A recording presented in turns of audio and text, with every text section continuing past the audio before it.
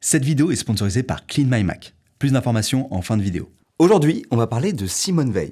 Alors, c'est pas Simone Veil avec un V, c'est Simone Veil avec un W. Et oui, il y a deux Simone Veil différentes. Ouais, je sais que pour beaucoup de gens, c'est une surprise. Alors c'est vrai que pour les différencier, ça aurait été plus simple de l'appeler Simone Weil, mais je pense qu'elle préférait être confondue avec une grande féministe plutôt qu'une boisson protéinée, quoi. Whey. La Whey. Simone Weil. Alors l'autre Simone Veil avec un V, on va pas en parler parce que c'est un format qui s'attaque aux philosophes, mais je vous invite fortement à aller vous renseigner sur sa vie, et il y a un film d'ailleurs qui est sorti récemment sur sa vie, ça s'appelle Simone, le voyage du siècle. Voilà. Parenthèse fermée sur Simone Veil, maintenant on va parler de Simone Veil, mais avec le W. Okay. D'ailleurs Simone Veil avec un W que, à partir de maintenant dans cette vidéo, on appellera Simone Veil, tout court. D'accord ? C'est cette Simone qui compte pour cette vidéo. Simone Veil, c'était elle aussi une grande icône du féminisme, sauf qu'on en entend un peu moins parler, probablement parce qu'elle est plus ancienne. Quoique d'ailleurs, les deux Simone, elles ont eu un temps où en fait, elles ont eu 16 ans d'existence en commun. Voilà, c'est-à-dire que pendant 16 ans, il y avait deux Simone Veil, une avec V, une avec W. Voilà, je vais arrêter de répéter ça, ça fait même pas une minute de vidéo et j'ai l'impression que ça fait 3 fois ou 4 fois que je parle des deux Simone Veil avec une en V et une en W. Je pense qu'on a compris. Pourtant, il y a pas mal de monde qui admire Veil, notamment Camus par exemple, qui dit que c'est le plus grand esprit de notre temps. À son époque donc. Et vous allez voir, il y a pas mal de choses à admirer chez elle. Il y a aussi des trucs un peu plus chelous. C'est parti pour l'histoire de la plus vraie de toutes les philosophes, Simone Veil.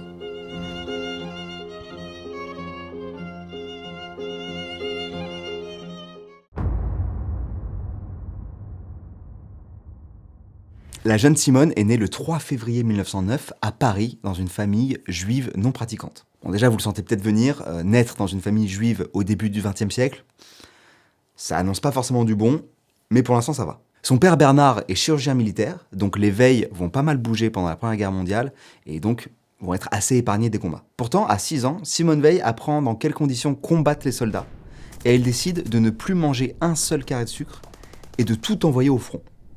Ce qui est assez fou d'être aussi lucide à cet âge-là. Assez fou et un peu flippant.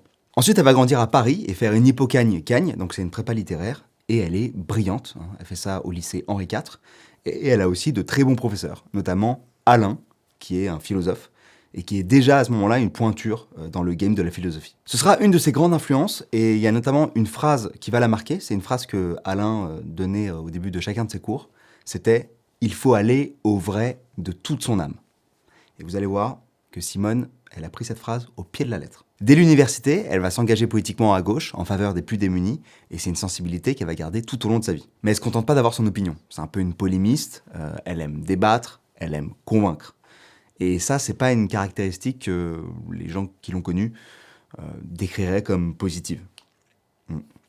En fait, c'était même plutôt agaçant. Elle parlait beaucoup et pouvait rapidement saouler ses interlocuteurs, donc elle y allait de toute son âme, mais parfois ça l'enfermait un petit peu. Elle devient finalement professeure agrégée de philosophie à seulement 22 ans. Ce qu'on peut dire, c'est qu'elle a trouvé rapidement sa voie, mais dès qu'elle a son diplôme, elle est envoyée à Puy-en-Velay. Ouais, parce qu'à Paris, en fait, plus personne ne peut la saquer. Mais pour Simone, c'est une super nouvelle. La campagne, c'est le milieu ouvrier, c'est là où il y a les plus pauvres, et donc elle va pouvoir apprendre avec eux, mieux comprendre comment ils vivent, parce qu'elle vient d'un milieu qui n'est pas du tout défavorisé à la base. Elle va donc essayer de se fondre dans ce milieu en fréquentant des ouvriers, en s'engageant activement dans des syndicats, en jouant à la belote avec eux, en buvant des coups, etc. Et vous vous souvenez de l'anecdote du sucre quand elle avait 6 ans ? C'était vraiment annonciateur de quelque chose, parce que là on est vraiment passé à un niveau supérieur, parce que c'est une bonne partie de son salaire qui y passe, ainsi que ses tickets de rationnement. C'est-à-dire que tout simplement, elle les donne. Elle les donne à des associations, à des syndicats et à des personnes dans le besoin. On dit même qu'elle laissait de l'argent sur sa cheminée la nuit en laissant la porte ouverte. Voilà, donc c'était vraiment ce genre de personne qui donnait vraiment beaucoup de soi, quitte à s'affaiblir soi-même. Bon, vous l'avez compris, Simone, elle est dans la pratique, elle est dans le concret, et même quand elle part en vacances, c'est pour expérimenter des trucs. Par exemple, en 1932, elle part quelques mois en Allemagne pour comprendre la montée du nazisme, et ensuite elle revient en France. Alors je rappelle qu'elle vient d'une famille juive, donc en général, on faisait plutôt le trajet inverse. Mais elle, non, elle a envie de comprendre, donc elle y va.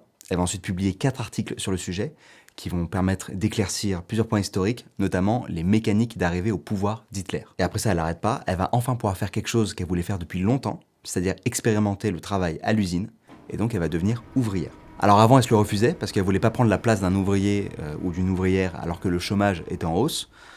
Mais là, en 1934, ça va un petit peu mieux, donc elle y va. Du coup, elle part travailler chez Alstom pendant 1 an en tant que découpeuse, et les conditions de travail sont aussi terribles que ce que vous pouvez imaginer. Surtout que Simone, elle a beau avoir toute la détermination du monde, elle a une santé qui est assez fragile, et c'est pas en donnant ses tickets de rationnement aux autres que ça s'arrange.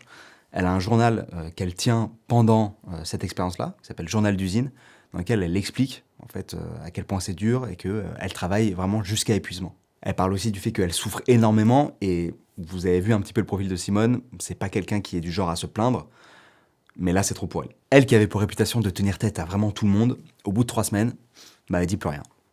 Elle dit plus rien parce qu'elle comprend que ça sert à rien. Selon elle, il y a les dominants, qui sont les contremaîtres, qui sont les seuls à avoir le droit à la parole, et il y a les dominés. Les dominés, ils n'ont pas le droit à la parole, et ils ont du coup de plus en plus de mal à exprimer leurs besoins. Elle découvre l'aliénation du travail manuel, c'est en gros répéter constamment les mêmes gestes et les mêmes méthodes pour fabriquer des objets qu'on ne connaît pas. Et en fait, elle voit que la seule motivation des ouvriers qui les pousse à être le plus productif possible, c'est un faible salaire contre de grosses souffrances physiques et psychologiques. Sauf que pour elle, il n'y a pas que les besoins du corps, il y a aussi ce qu'elle appelle les besoins de l'âme, qui sont très importants pour s'épanouir.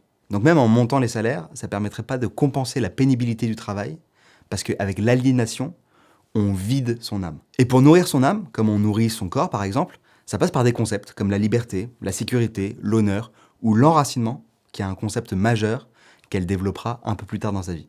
Au bout de quelques mois, elle en peut plus. Elle était déjà en mauvaise santé avant, mais là c'est trop, donc elle décide d'arrêter. Enfin, elle décide d'arrêter pour un petit bout de temps, jusqu'en 1936, où elle décide de partir faire la guerre en Espagne. Allez. Ouais, elle était curieuse de voir comment c'est là-bas, voilà. Vous commencez à comprendre la détermination du personnage, je pense. Donc elle part en Espagne, mais comme c'est une pacifiste, elle nous explique un petit peu pourquoi elle y va. Elle nous dit « Je n'aime pas la guerre, mais ce qui m'a toujours fait le plus horreur dans la guerre, c'est la situation de ceux qui se trouvent à l'arrière et bavardent de ce qu'ils ignorent. » Voilà, c'est toujours la même logique. Pour savoir, il faut tester. Donc elle y va. Alors elle va surtout, comme elle l'explique, rester auprès des populations et tout. Mais elle va pas rester longtemps, parce qu'elle va se blesser. Et pas de la manière la plus héroïque qui soit, elle va juste marcher dans une marmite d'eau bouillante. Voilà, donc elle revient en France pour se soigner. Oui, parce qu'en plus d'être connue pour être imprudente, elle était aussi connue pour être maladroite. Voilà. Donc elle revient avec un nouveau témoignage dans sa collection, et elle va se prononcer publiquement à contre-courant de la gauche, contre une intervention en Espagne. Il y a un autre aspect très important dans la vie de Simone Veil, c'est la religion. Alors on a vu qu'elle venait d'une famille juive non pratiquante, mais il va y avoir plusieurs expériences marquantes dans sa vie qui font qu'elle va s'éveiller à la religion catholique. La première, c'est en 1934 au Portugal, dans le port de Póvoa de Varzim, où elle va voir une procession religieuse au bord de l'eau, où des femmes vont chanter à la mémoire de marins disparus. Et la scène la marque parce qu'elle la trouve, je cite, d'une tristesse déchirante, et ça résonne en elle. En fait, elle se dit que la religion catholique, c'est un petit peu la religion des esclaves et de ceux qui souffrent. Et ça, la souffrance, ça lui parle. Sa deuxième expérience, c'est en 1937, en Italie, à Assise, pendant la période qu'elle considère comme étant la meilleure période de sa vie. Donc, on peut imaginer la période où elle a pris le moins cher, en gros. Et là, elle va être pas mal émerveillée par les belles architectures et les édifices religieux. Et un jour, elle rentre dans une église, et là, il se passe quelque chose d'un petit peu surnaturel. Elle va sentir une force supérieure à elle, qui va la forcer à se mettre à genoux. Elle va dire la chose suivante. Là, étant seule dans la petite chapelle romane de Sainte Marie des Anges, incomparable merveille de pureté, où Saint François a prié bien souvent, quelque chose de plus fort que moi m'a obligé, pour la première fois de ma vie, à me mettre à genoux. Alors, il faut savoir que cette église, c'est pas n'importe laquelle, c'est celle de Saint François d'Assise, et il y a quelques similitudes avec le parcours de Simone. C'est un personnage important de la religion catholique, qui a abandonné tout ce qu'il possédait et a décidé de vivre dans la pauvreté pour se consacrer à servir Dieu. Donc il a un petit peu la même démarche radicale qui caractérise la philosophie de Simone Veil. Sa dernière révélation, l'apothéose de son éveil catholique, ça se passe en 1938. Elle a une grosse migraine, donc pour elle la migraine c'est assez routinier, mais au lieu de se reposer à peu près comme tout le monde, elle va trouver refuge dans la lecture du poème Love de George Herbert. Pourquoi pas? Et là, il se passe un truc assez étrange. Elle atteint une sorte d'orgasme mystique. Elle dira, je cite, « Le Christ lui-même est descendu et m'a prise. » Voilà, je ferme les guillemets. Je sais pas exactement ce qu'elle veut dire par là. Est-ce qu'on a besoin de savoir? On n'est pas obligé de tout savoir non plus. Voilà, mais ça a été un événement marquant. À partir de là, elle a dévoué vraiment sa vie à Dieu, mais il faut pas voir le fait qu'elle plonge comme ça dans la religion comme un peu une sorte de folie ou quoi. Elle était totalement lucide, sensée, elle continuait tous ses écrits à côté, mais elle a développé une passion pour la religion. Elle y a découvert en fait une nouvelle dimension de l'être humain, une dimension moins palpable et matérielle, et qui vient d'ailleurs compléter ce qu'on a dit plus tôt sur les besoins de l'âme. Et c'est là qu'on peut repenser d'ailleurs à la fameuse phrase de son professeur Alain, qui était « il faut aller au vrai de toute son âme ». Alors malgré tout, elle refusera quand même de se faire baptiser, parce que pour elle, c'est se faire coller une étiquette, et c'est un truc qu'elle a toujours fui. Pour elle, la foi, c'est avant tout une recherche de pureté et de vérité, et donc c'est incompatible avec le fait d'embrasser tout un système politique et idéologique. On est en 1941, donc ça fait 2 ans que la Seconde Guerre mondiale a commencé, et comme Simone Veil est d'origine juive, elle n'a pas le droit d'enseigner en zone occupée, et donc elle fuit en zone libre avec sa famille. Alors elle va se reposer un petit peu, et pour continuer à parfaire sa foi, elle va lire des bouquins, mais la tranquillité, ça va 2 minutes, on commence à connaître Simone, elle va faire les vendanges, voilà, pour se rapprocher du milieu ouvrier. Donc elle va cueillir des raisins, 8 heures par jour, tous les jours, pendant 4 semaines. Et là, on retrouve bien notre Simone, parce qu'elle va filer ses tickets, filer son salaire, elle va se faire mal, voilà, classique. Et après ça, au lieu de prendre des vacances comme tout le monde, non, elle va traduire des textes pré-chrétiens, qui sont en grec et en sanskrit, et elle a pour but de faire le recueil avec les plus beaux textes sur l'amour de Dieu, écrits par des non-chrétiens. Alors c'est un projet qu'elle aura malheureusement pas le temps de finir, mais les textes seront publiés après sa mort, dans un recueil qui s'appelle Intuition pré-chrétienne. Ensuite, quand ça devient un petit peu trop dangereux pour les juifs de rester en France, là, cette fois, elle écoute la voix de la raison et elle décide de partir aux États-Unis. Voilà. Mais vous la connaissez. Quand il se passe un truc, quand il y a de l'action, elle a besoin d'y être.